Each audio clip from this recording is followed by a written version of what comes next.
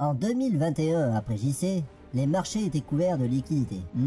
Plein d'argent. C'est d'où l'argent, de taux d'intérêt bas, et régnait une sereine tendance haussière composée de nouveaux records historiques sur tous les indices, sauf le CAC qui s'était arrêté à un poil à 30 points. Jules Powell, après 1 an et demi de Covid, accompagné de tous ses bullish, est imposé sur tous les marchés. Rien ne lui résistait. Mais un spectre inquiète encore et toujours, composé d'hyperinflation, de croissance et d'Evergrande. Alimenté par un petit village d'irréductibles bearish et pas bearish, les petits pocherons. Installez-vous confortablement et mettez un pouce. L'histoire va vous être contée par le dynamique, le souriant et le paisible Xavier. C'est pas possible, ils peuvent pas tenir leur support là. Semaine pourrie.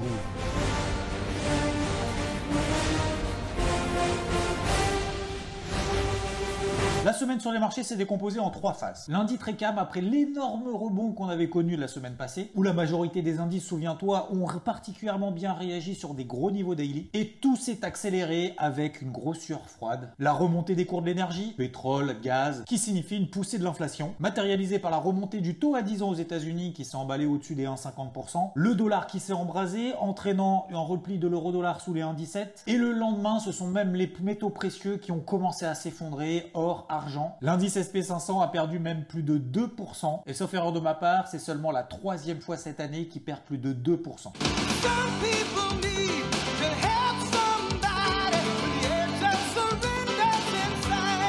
La remontée des taux directeurs s'intensifie un peu partout dans le monde auprès des banques centrales. On en a déjà parlé la semaine passée avec le Brésil et la Norvège, et cette semaine c'est au tour de la République tchèque. Il le remonte à 1,50%, et comme tu le vois, c'est pas la seule en 2021 et ça va continuer. Et tout ça à cause de l'inflation. Goldman Sachs relève ses prévisions pour l'énergie, notamment les cours du pétrole. Objectif sur le cours du Brent au-delà des 80 $, alors que les cours du Brent ont déjà pris 20% depuis un mois seulement. C'est lié à l'ouragan Ida, qui a interrompu de 15% la production au Mexique. Les responsables chinois qui ont demandé aux entreprises publiques du secteur de l'énergie de stocker en prévision de l'hiver. On a parlé du pétrole, mais il y a aussi le gaz naturel qui s'envole et l'électricité. Au-delà de ces notions d'inflation que tout le monde connaît depuis quelques temps, le ralentissement de la Chine qui se confirme. L'activité du secteur manufacturier a été annoncée cette semaine et elle est en contraction, et ce pour la première fois depuis le début du Covid. On passe sous la barre des 50, ce qui montre donc une contraction de l'activité, à cause notamment d'une pénurie générale d'électricité, ce qui impacte a fortiori la croissance. Et oui, des usines de 21 provinces chinoises sont impactées régulièrement depuis plusieurs semaines par des coupures de courant, à cause notamment de l'explosion des prix du charbon. La Chine veut maîtriser le marché immobilier, on baisse les prévisions de croissance de la Chine pour cette année en dessous de 8%. Et histoire d'ajouter un petit peu de tension, Evergrande a raté son échéance de remboursement d'obligations en dollars. Ça, c'était mercredi, après avoir loupé celle de la semaine d'avant. Elle a même cédé une participation à une banque régionale pour 1,5 million de $ pour pouvoir rembourser sa dette. Du coup, aussi pour éviter le risque systémique d'Evergrande, elle a injecté plus de 110 milliards de dollars en 15 jours seulement. Bref, on peut dire que c'est chaud de ouf. Et là, peut-être derrière ton écran, tu dis, mais Xav, ça serait bien quand même que tu nous apportes un peu des bonnes nouvelles, hein. S'il te plaît, des bonnes nouvelles. Alors, pas encore, parce qu'avant, on s'était dit que on se disait tout. C'est-à-dire que même les périodes de galère, on en parlait. Du coup, place à la nouvelle rubrique.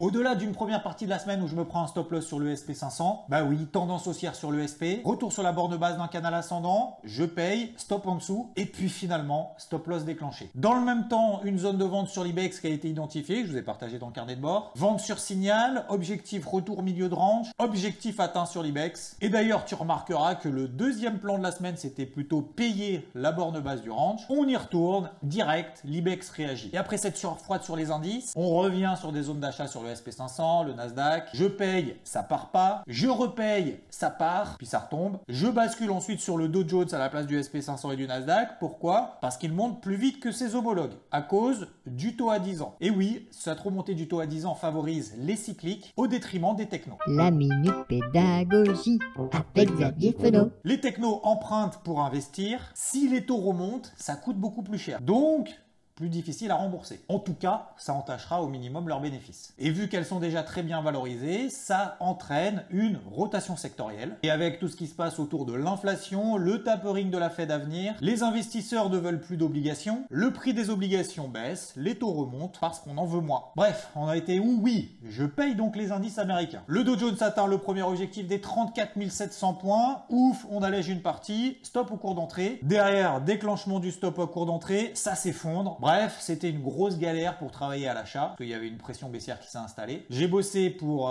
pas grand chose, mais le point positif, c'est que, comme on dit dans le milieu, enfin, c'est pas vraiment dans le milieu, mais voilà, je m'en sors le cul propre. Troisième phase, et c'est là peut-être que je peux apporter quelque chose de positif. Enfin, c'est le retour notamment sur beaucoup d'indices, sur des gros niveaux daily que tu connais parce qu'on en avait déjà parlé il y a 2 semaines. Eh oui, cette fameuse zone des 6400 points sur le CAC, les 15 000 sur le DAX, ou encore l'IBEX, on a parlé tout à l'heure, ou même à Wall Street, sur l'indice Dow Jones d'ailleurs. Là aussi, tu te rappelles. Donc, c'est là où je donne mon avis. Ça me permet de rappeler qu'il faut absolument que tu fasses ton propre avis. Regarde, cherche, lis, écoute, fais tes propres analyses techniques, mais surtout ne suis pas aveuglément. Ne respecte que tes plans, car ceci n'est pas un conseil et toi seul es maître de tes investissements. Tu es maître de ton trading, que ça fonctionne ou que ça ne fonctionne pas. Objectivement, on a une pression baissière qui s'installe sur le marché avec tous les éléments macro qu'on vient d'évoquer. On va pas la remettre en question du jour au lendemain. C'est toute la différence qu'on a sur les marchés il y a 2 semaines. Parce que là, on a effectivement la remontée des taux à 10 ans aux États-Unis qui est en train un peu de s'intensifier. En tout cas, pour le moment, ça ne rebaisse pas. Le dollar qui s'est un petit peu emballé, même si ça se replie en fin de semaine. L'inflation qui arrive. Mais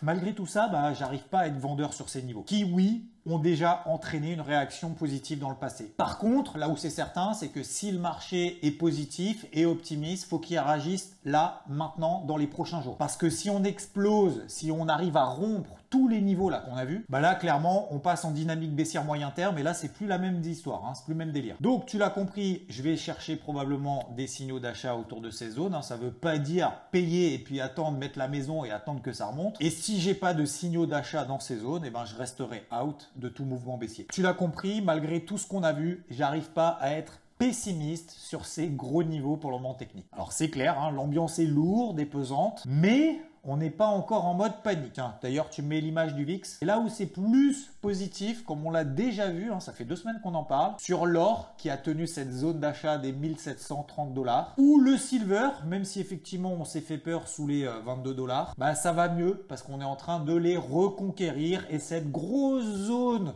moyen terme est en train de tenir. Et ça, c'est cool.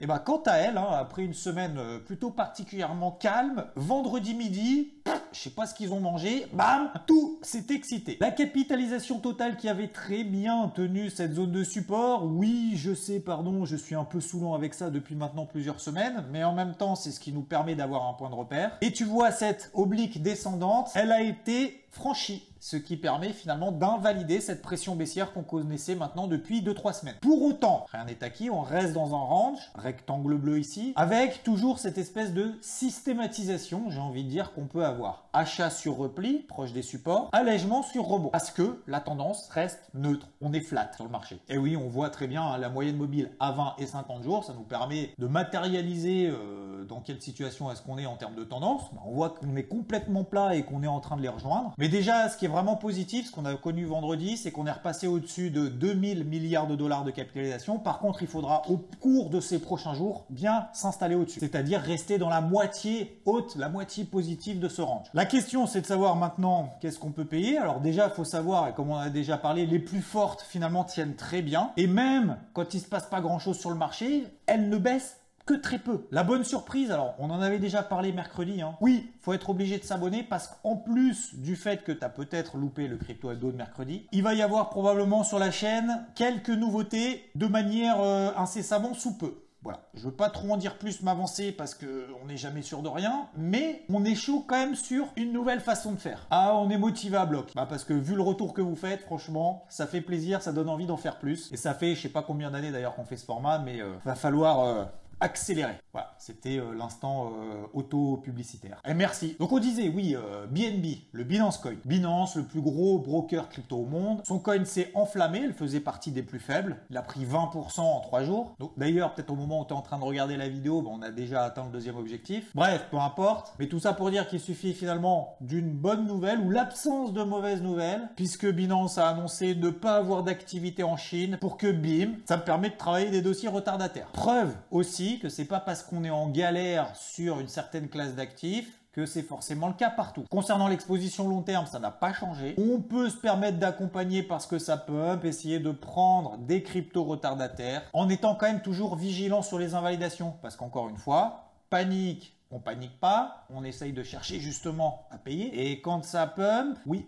on allège. Voilà, c'était un débrief hebdo un peu différent que d'habitude. C'était peut-être un petit peu plus simple que d'habitude, mais voilà, c'était pour changer un petit peu de format et aussi, surtout, pour partager un peu mes moments galères. Ce que j'ai vécu pour pouvoir en tirer des conclusions et des enseignements, ça peut vous aider. Quand on a des moments galères, quand on sent pas le marché, lorsqu'il n'y a pas de plan forcément partout qui se valide, ou disons que les signaux finalement fonctionnent mal dans les zones d'intervention, ça arrive, hein, bah faut quand même continuer à travailler, faut pas lâcher l'affaire et ne pas confondre persévérance avec acharnement. Si je m'étais acharné, j'aurais payé finalement les indices US toute la semaine, genre ouais non mais ça baissera jamais, c'est bon, tranquille.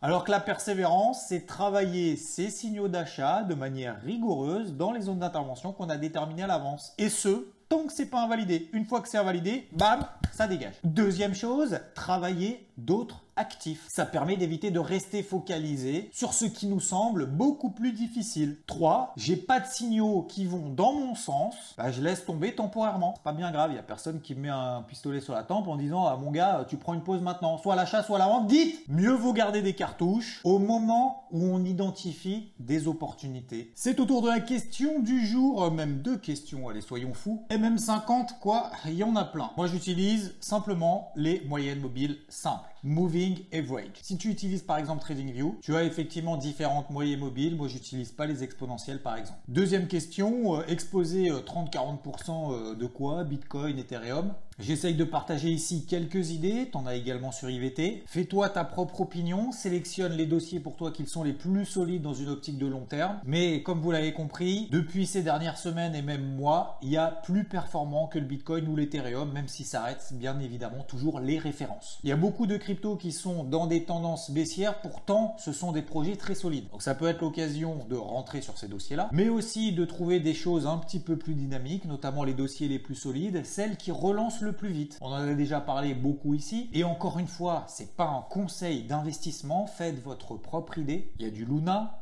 FTM, AVAX, Atom, Solana, EGLD, et il y a probablement des dossiers qui vont sortir du lot au cours de ces prochaines semaines. Le meilleur moyen de les trouver, c'est tous les jours ou toutes les semaines de se placer des alertes, et dès qu'elles sonnent, ça nous permet de voir celles qui ont le plus d'intérêt des investisseurs à ce moment-là. Bref, trouver des nouveaux départs. Effectivement, il faut travailler un petit peu. Allez, je vous retrouve très très vite, peut-être même d'ailleurs plus rapidement que prévu. Encore merci pour votre soutien, vos likes, vos messages, vos commentaires, ça fait plaisir. Très bon dimanche, très bonne semaine et à très vite. Ciao!